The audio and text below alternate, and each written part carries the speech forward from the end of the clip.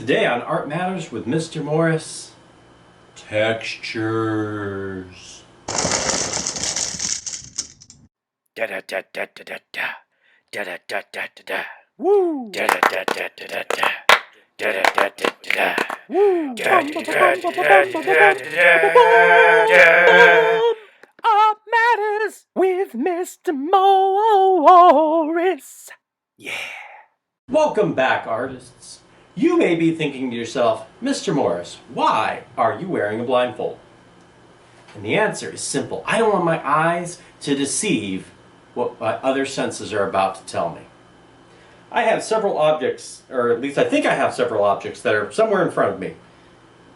I think I have them. I'm going to go ahead and feel through, and here's a sculpted head, and what does it feel like? Well, I know it feels like it's round, but it feels smooth. It feels really nice and smooth. It feels... Oh, my counter is also smooth, but it's more smooth. This has almost a bumpy texture. This has a very smooth texture. And, yes, egg carton. This egg carton feels smooth on the top, and the bottom, in these little tracks, I can feel it feels very bumpy. And the paper has like a tooth to it. It has like a resistance. Its texture feels a little bit different. It definitely is a different kind of smooth than the head, and it's definitely a different smooth than the table. And, oh, here's a fluffy stuffed animal. It's so fluffy I could die. And it's fluffy. Its texture doesn't feel smooth. It doesn't feel gritty. It feels very comfortable. It feels very fluffy. And this right here, oh, I got a bowl, and it's full of snail oil. Feels very snaily. That's not a great adjective. It feels very slimy. Textures are everywhere. The wall behind me has a rough texture. The table has a smooth texture. My hair has a silky texture because I use conditioner. Textures are everywhere. We can feel them with our hands. We can touch them. We don't need sight to feel a texture. But we can also see a texture. You can see by the sheen on this sculpted head that it's smooth. You can see that the texture on the wall back here is rough. I wouldn't mind taking my cheek and brushing against here. I can see that, but I can also see I wouldn't want to brush it against this sandstone wall. We can also use textures to describe all manner of things. If I talk like this, you would say I have a very rough sounding voice. But if I talk like this, I can make my voice sound really smooth. My tones are very smooth. Smooth. Smooth. Smooth. If I make my voice sound like this, you might describe it as sounding squishy or slimy sounding. If I make my voice sound like this, you may say that it sounds sharp. We can describe sounds in the same way. Textures can be used to describe noises and things that we can touch. Texture can be used to describe the movements of a dancer. They can be used to describe the sounds found in your favorite song. Textures are everywhere, and they're wonderful, and they enhance what we see, hear, and most importantly, feel. In art, they're extremely important, and we tend to ignore them. When we're drawing, texture is one of those things that we aren't really sure how to show it, how to create it. And so, well, again, our prefrontal cortex just chooses not to show it at all. So we end up losing a lot of these wonderful textures that we actually see in real life.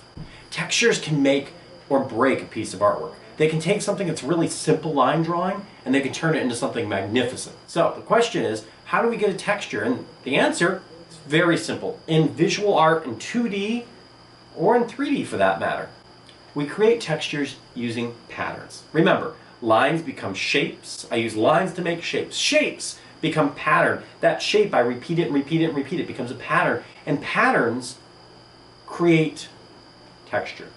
Texture meaning it looks like it feels like it's a certain way. Now there are different kinds of texture, as we've already kind of covered. Really quickly, there are three major types that I want you to remember. Number 1. Actual texture. The head feels smooth because it is smooth. It looks smooth because it is smooth. There's no deceiving the viewer. What looks smooth is smooth to the touch. Number 2. Synthetic texture means that you've created a texture that looks a certain way but feels a different way. For instance, I have a Bob Ross head here, and it looks at first like it kind of has the same kind of texture as his hair had, except Bob Ross's head wasn't made of clay.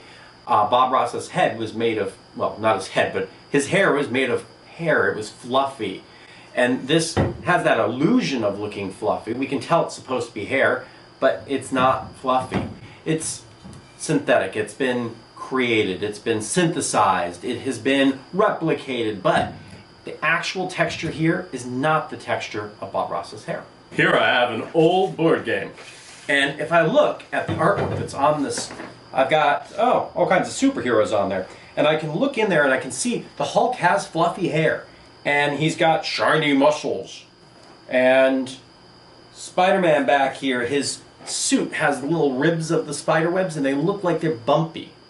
I can describe this entire painting using terms that relate back to texture. I can talk about the textures of everything. But here's the thing. They aren't there. They're made up. They're synthetic. They're not real. I can't go into this picture. When I touch this, all I feel is just a smooth surface. It's an illusion. The texture has been created as an illusion. Back at the beginning of the class, you may remember I said being an artist is like being a magician.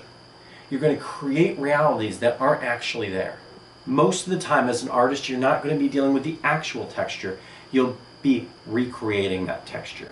You'll be making something look a certain way when in reality, it isn't that actual way. It doesn't actually feel like that texture. Number 3.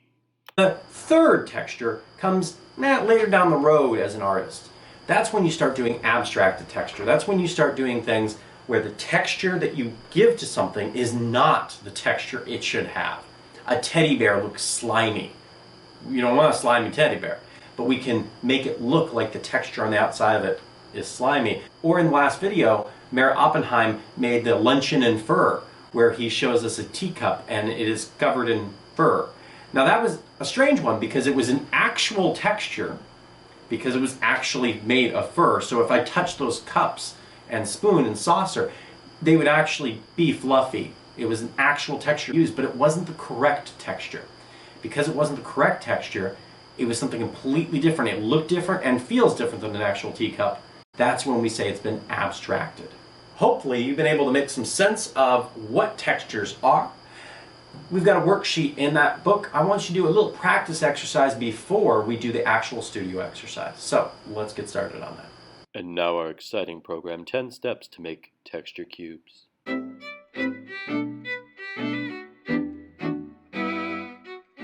All right, before we get started, quick reminder, never fear turning your artwork. Turn it upside down, sideways, whatever you have to do to get the job done. Before we get started, let me just address real quick. You'll see as I move this ruler up to the top or down to the bottom, the ruler looks like it bends. The camera I'm using kind of distorts things, so kind of keep this in mind as you're watching my video, that some of these straight lines that are straight to me may look curved to you, so just pay attention to that. The line here in the center, we're going to call this a vanishing point, and it's going to be an important little point for us. What I'm going to do is I'm going to go from a corner, and I'm going to line that corner up with that vanishing point. I'm going to pull that line towards myself. That's in fact our next rule. Always pull lines towards yourself. This exercise, I'm going to go from the corner of each object down to that vanishing point. Straight line. However, rule number 3, don't draw over a shape. So if I went from this corner to that point, you see I have to draw over the top of the shape. I don't want to do that, so I'm going to skip it and just go to the next shape. Always be sure to check before drawing your line. Double check that your ruler is lined up with the corner and the vanishing point before you draw that line in.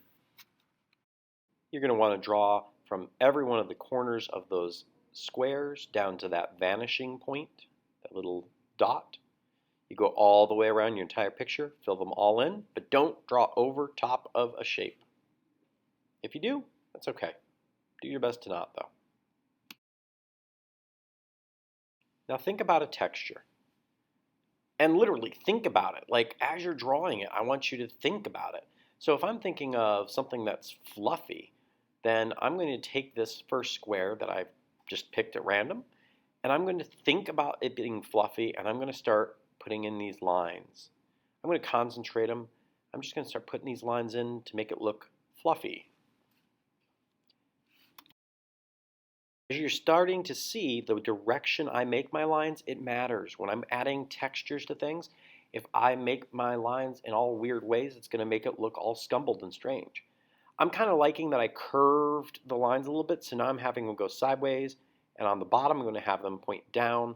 I think I'm going to try to make these like little lines, these hairs, I'm going to try to have them go in almost a spiral, a circle around the top of the square.